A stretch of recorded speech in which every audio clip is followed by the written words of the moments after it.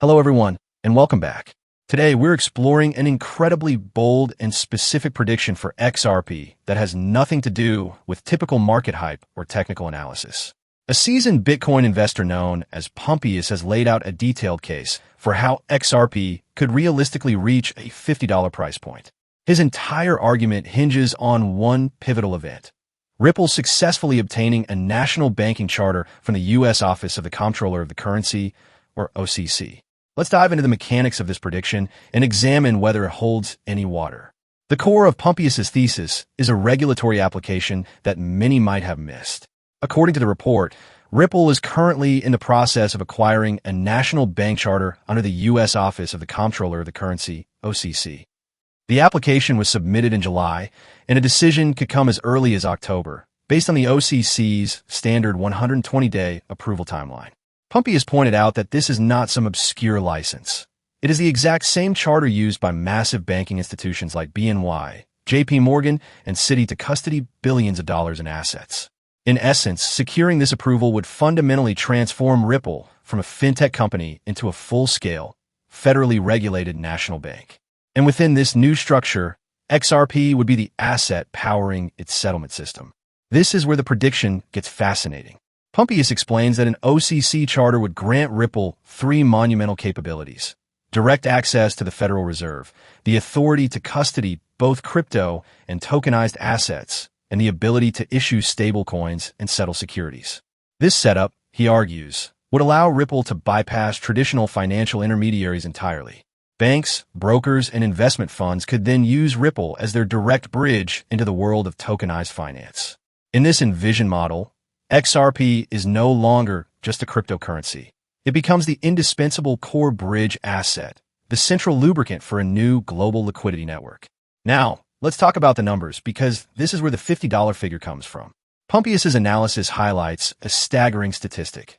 Global bank settlements total around $6.6 trillion per day.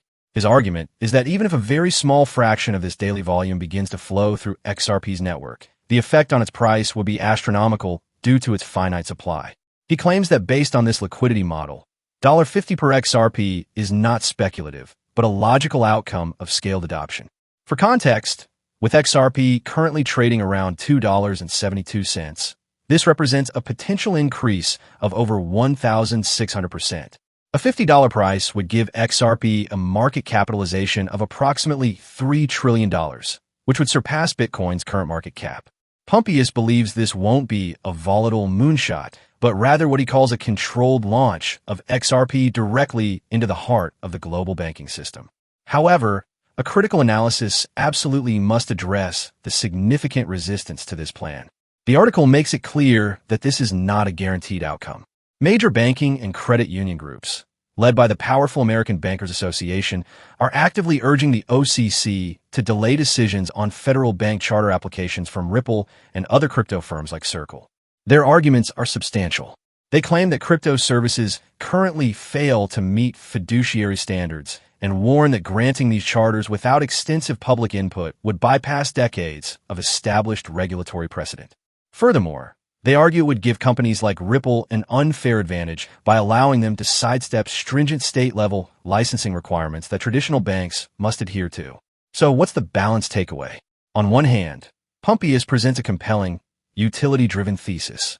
It moves the conversation beyond mere speculation and anchors XRP's value in a tangible, real-world banking utility that could indeed command a massive valuation. The conclusion of Ripple's legal battle with the Securities and Exchange Commission, SEC, removes a major roadblock, making this ambitious pursuit more plausible than ever before.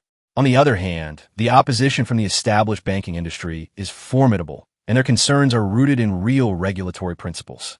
The path to an OCC charter is fraught with political and institutional challenges. Therefore, while the $50 prediction is an exciting, logically structured hypothesis, it remains entirely contingent upon Ripple overcoming perhaps its biggest hurdle yet: winning over the traditional financial establishment it seeks to disrupt. What do you think? Is this a visionary look into the inevitable future of finance, or an optimistic prediction that underestimates the power of the existing banking lobby? I'm very curious to hear your perspective. Let me know in the comments below.